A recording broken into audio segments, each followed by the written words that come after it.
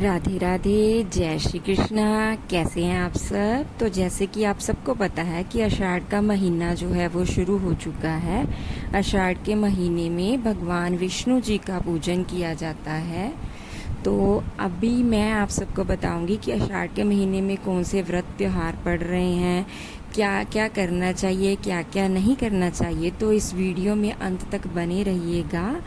तो सुबह स्नान के बाद आप जैसे ही हर रोज़ पूजा पाठ करती हैं वैसे ही आप पूजा कीजिए, भगवान विष्णु का खास पूजन कीजिए और कोई भी पाठ का आप नियम जरूर ले लें।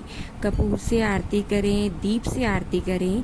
वैसे तो इस महीने में हवन जो है वो करने का नियम जो है वो लेना चाहिए, लेकिन अगर हम गृहस्थ जीवन में रहते हैं तो हवन अगर ना भी कर पाएँ तो कपूर और लौंग से भी अगर आरती कर लेंगे तो वो भी हम सब के लिए काफ़ी अच्छा होता है।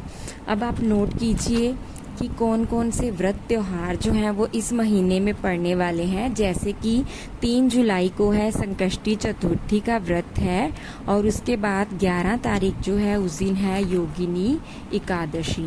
12 तारीख को प्रदोष व्रत यानी कि मासिक शिवरात्रि का व्रत भी है और फिर आएगी 15 तारीख से गुप्त नवरात्रि, जिसमें माँ का गुप्त रूप से पूजन किया जाता है। और जैसे कि आपको पता है कि साल में 4 नवरात्रि आती हैं, तो जिसमें से 2 जो होती हैं वो गुप्त नवरात्रि होती हैं। इसमें माँ को प्रसन्न करने के लिए हम गुप्त तरीके से पूजन करते हैं। 17 तारीख को है जगन्नाथ रथ यात्रा। तो जैसे कि सब लोग जगन्नाथपुरी तो नहीं जा सकते हैं, है ना, तो आप ठाकुर जी को पूरे घर में उठाकर घुमा सकते हैं, या फिर अगर आपके पास कोई चौकी है तो आप उस पर ठाकुर जी को बिठाकर, है ना, पूरे घर पर घुमा सकते हैं। 23 तारीख को गुप्त नवरात्रि जो है वो समाप्त हो जाएगी। इसके बाद 25 जुलाई जो है उस दिन है देव शयनी एकादशी यानी कि हरि शयनी एकादशी। इस दिन से सारे शुभ काम समाप्त हो जाएंगे। जैसे कि अगर कोई शादी या विवाह का फंक्शन है, मुंडन संस्कार है या फिर गृह प्रवेश जैसे कोई भी नए काम की शुरुआत इस दिन से हम बंद कर देंगे। अगर आपका घर जो है वो बन रहा है पहले से ही तो ठीक है, लेकिन आप अगर गृह प्रवेश करना चाहते हैं तो आप नहीं कर सकते हैं। 25 जुलाई से पहले आप कोई भी शुभ दिन देखकर अपना कोई भी जो काम है उस नए काम की आप शुरुआत कर सकते हैं। 29 जुलाई को बुद्ध पूर्णिमा है। इस दिन भी विशेष पूजा की जाती है। पूर्णिमा के दिन खीर बनाई जाती है, दान पुण्य किया जाता है। खूब पूजा पाठ करें, नाम सिमरन करें। जब जगत के पालनहार निद्रा में चले जाते हैं तो भोले बाबा ही जो हैं वो धरती का कारभार संभालते हैं। इसलिए 30 जुलाई से सावन का महीना भी शुरू हो जाएगा। उसके बाद जो है बारिश की ठंडी फुहार जो है वो शुरू हो जाती है। जैसे ही सावन का महीना शुरू होगा महिलाएं हरी हरी चूड़ियाँ पहनेंगी।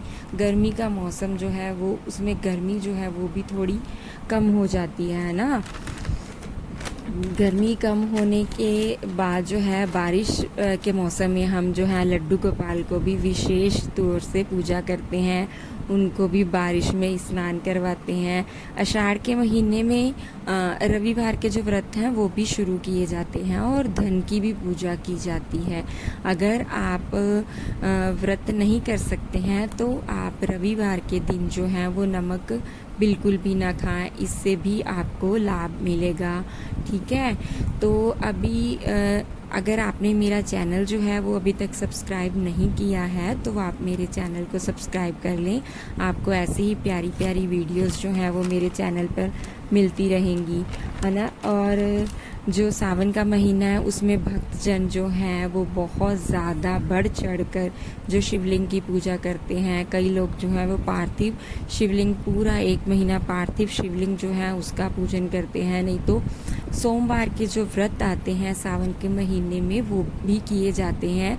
आगे की वीडियोस जो होंगी वो मैं इसी पे रिलेटेड बनाऊंगी। हम बात करते हैं कि हमें क्या क्या नहीं करना चाहिए। तो देखिए, आपको पता है कि अब से जो है वो बारिश का मौसम शुरू हो जाएगा तो आपको पत्तेदार जो सब्जियां हैं वो बिल्कुल भी नहीं खानी चाहिए, क्योंकि इनमें जो कीड़ा है वो लग जाता है जो आपकी सेहत को ख़राब करता है। तो बैंगन जो है वो भी आपको बिल्कुल भी नहीं खाना चाहिए। ये जो मौसम है इसमें इन्फेक्शन जो है वो बहुत जल्दी बढ़ता है, तो इसीलिए आपको अपनी सेहत का भी पूरा ध्यान रखना चाहिए। बहुत ज़्यादा ठंडा पानी पसीने में बिल्कुल भी ना पिएं, जिससे कि आपको जो है वो जुकाम सर्दी हो जाए। तो इसीलिए जो है वो मैं कह रही थी कि आपको अपनी सेहत का ध्यान भरपूर रखना चाहिए। तो इसके बाद जो नेक्स्ट की जो वीडियो है वो आप मेरे को कमेंट करके बताइए कि आपको किस टॉपिक पर चाहिए। पुराने जो मेरे व्लॉग्स हैं अगर आपको पसंद आए हैं तो आप मेरे कमेंट बॉक्स में जय श्री श्याम ज़रूर से लिख के जाइएगा। मेरे श्याम बाबा के दर्शन तो आप कर ही चुके हैं। तो यहाँ पे आप कृषि को देख सकते हैं। ये मेरा बेटा है, 2 इयर्स का है अभी। तो कई लोगों के ऐसे भी प्रश्न आते हैं कि छोटे बच्चे के साथ जो है वो पूजा पाठ करना बहुत मुश्किल होता है। देखिए, मेरे को ऐसा लगता है कि अगर आप टाइम को अच्छे से मैनेज करना जानती हैं ना तो आप कुछ भी कर सकती हैं। तो कोई भी चीज़ जो है वो ऐसी नहीं है जो हम लोग नहीं कर सकते, सब टाइम मैनेजमेंट पे डिपेंड करता है। आप जल्दी उठ के सारे काम ख़त्म कर सकते हैं, अपने बच्चों के उठने से पहले ही आप ख़त्म कर सकते हैं। और अगर वो रात में नहीं सोते हैं तो सुबह उठना हाँ मुश्किल हो सकता है, जो 3-4 मंथ्स तक हाँ मुश्किल होता है, उसके बाद इतना जो है वो नहीं लगता है। अभी कृषि जो है वो 6-6:30 बजे तक आराम से सो जाता है, तो तब तक मैं अपना आधे से ज़्यादा काम जो है वो ख़त्म कर लेती हूँ।